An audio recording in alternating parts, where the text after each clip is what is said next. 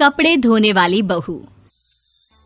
शादी के पहले से ही विभा को कपड़े धोने का बड़ा शौक था। कभी नल के नीचे तो कभी तालाब के पास। अरे मेरी नीली वाली लुंगी नहीं दिख रही है।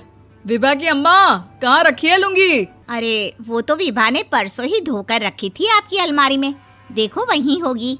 वो ना मैंने आज धो दी, मुझे लगा कि गंदी हो गई होगी। अरे कैसे गंदी हो गई थी? उसे तो मैंने पहना भी नहीं। हे भगवान, इस लड़की के कपड़े धोने की आदत से परेशान हो गया हूँ मैं। जितना तो घर में राशन नहीं आता, उससे कहीं ज्यादा डिटर्जेंट पाउडर का खर्चा है। इसकी शादी करवा दो, शादी जाए अपने घर में ही करे काम, फिर चाहे घर के कपड़े धोने हो या पूरे गांव के। हाँ ठीक बोल रही हूँ, देखता हूँ मैं कोई लड़का। वो दिन भी आ जाता है जब विभा को देखने लड़के वाले आ जाते हैं। लड़की मुझे अच्छी लगी। होने वाली सास कहती है, बेटी अगर कुछ पूछना है तो पूछ लो।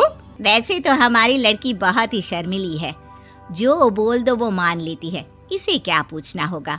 अरे कैसी बात कर रही हो माँ, मुझे इन लोगों के घर रहना है, सवाल तो कई है। हाँ हाँ बेटा, पूछ लो ना, क्या पूछना है। आप लोगों के घर कपड़े कौन धोता है? सास का मुंह बन जाता है। देखो, अगर तुम ये कहना चाहती हो कि तुम्हें कपड़े धोने नहीं आते तो सुन लो, कपड़े मैं ही धोती हूँ, लेकिन तुम्हारे आ जाने के बाद मैं रुमाल तक नहीं धोऊंगी। अरे चुप रहना भाग्यवान, बहू बेचारी घर आई नहीं, उसे डराना शुरू कर दिया। वो क्या है ना बिटिया, अभी तक तो ये कल्लू की माँ ही धोती थी, लेकिन अब तुम्हारे पापा तो दहेज में वॉशिंग मशीन देंगे ही। तभी विभा की माँ बोल पड़ती है, सवाल भी पूछा तो क्या। वैसे भाई साहब, मशीन की तो फिर भी कपड़े धोने की कैपेसिटी होती है। मतलब जो बिटिया दे रहे हैं ना विभा, इसे कपड़े धोने का बहुत शौक है। ये आप लोगों के क्या, आस पड़ोस गांव मोहल्ले सबके कपड़े धो दे और उफ तक ना करे। बाहर देखा नहीं आपने कितने कपड़े सूख रहे हैं?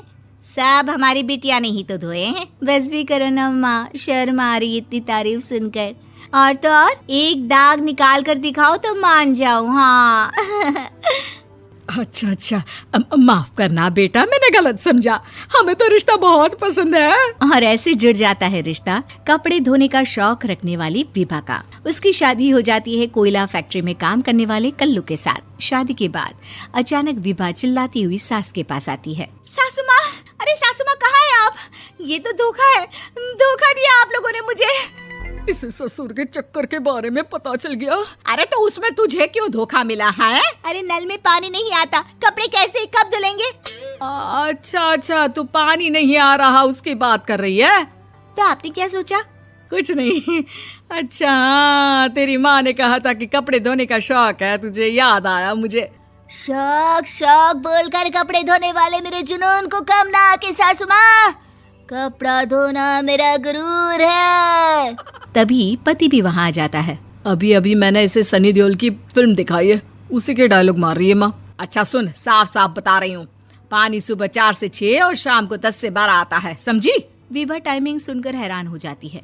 ये क्या भूतों का मोहल्ला है?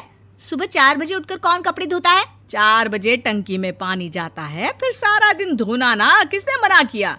अरे कैसी बात कर रही हैं? 200 लीटर की टंकी में कितने कपड़े धो लूंगी मैं, सुबह ही उठ जाऊंगी मैं। अब क्या था, विभा सुबह 4 से लेकर रात के 12 बजे तक कपड़े ही धोती रहती।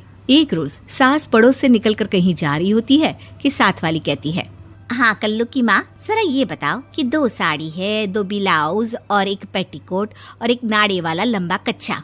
हाँ तो? अरे तो क्या, कितना लोगी धुलाई ये बताओ। धोबन दिख रहे हैं हम क्या? हमारे पति सरकारी नौकरी से अभी रिटायर हुए हैं और बेटा सुपरवाइजर है कोयला फैक्ट्री में। धोबन समझ रखा है हमें? हाय रे कल्लू की अम्मा, माफ कर दो, वो तो मोहल्ले में यही सब बता रहे थे कि तुमने बहू को कपड़ा धुलवाने के काम में लगा दिया है। सास को पड़ोसन की बात सुनकर गुस्सा आ जाता है। वो घर पहुंचती है जहां घर के बाहर ही इतने सारे कपड़े सूख रहे होते हैं जितने कि किसी धोबन के घर पर। अरे ओ कल्लू की दुल्हन, बाहर निकल। माँ जी यहीं आ जाओ, बाथरूम में चादर धो रहे हैं हम। अरे अभी हम धोते हैं, तुमको बाहर निकलो। ये आस पड़ोस वाले बोल रहे हैं कि हम बहू से कपड़े धुलवा कर उसे कपड़ा धोने वाली बना दिए हैं। अरे छोड़ो ना माँ जी, किन लोगों की बातों में आती हो? आस पास के लोगों का तो काम ही होता है कि वो किसी तरह सास बहू को लड़ा दे। बहू सारे घर के कपड़े धोती है, ये क्या कम है? बोलिए। सास को भी लग जाता है कि वो बहू का ये सनकीपन नहीं छुड़वा सकती, इससे अच्छा है कि खुद ही चुप हो जाए। एक रोज सास और बहू मंदिर जाते हैं, जहाँ सास की साड़ी वहाँ खड़ी भीख मांगने वाली से मिलती है। माँ जी क्या बात है, आपकी साड़ी उस भिखारन से कितनी मिल रही है ना? हाँ हाँ देखो तो, दोनों की साड़ी मिल रही है। क्या बात है कल्लू की अम्मा, तुम खुद को तो अफसर की बीवी बताती हो और ऐसी सिंपल सी प्लेन साड़ी पहनकर घूमती हो। सिंपल और प्लेन नहीं है ये साड़ी। तो क्या सोने के धागे से फूल बने हैं?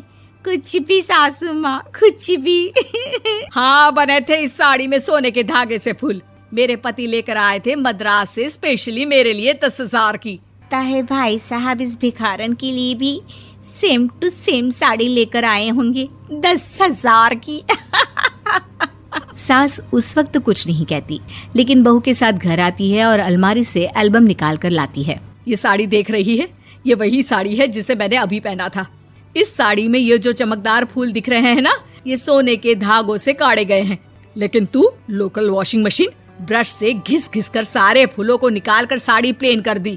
मुझे माफ कर दीजिए सासू माँ। और तो और, जब मैंने तुझे तेरी गलती के लिए कुछ नहीं कहा, लेकिन तूने तो सबके सामने मेरा मजाक ही बना दिया। क्यों? बहू को समझ में आ जाता है कि अब से उसका कब। Subscribe now and press the bell icon. Never miss an update.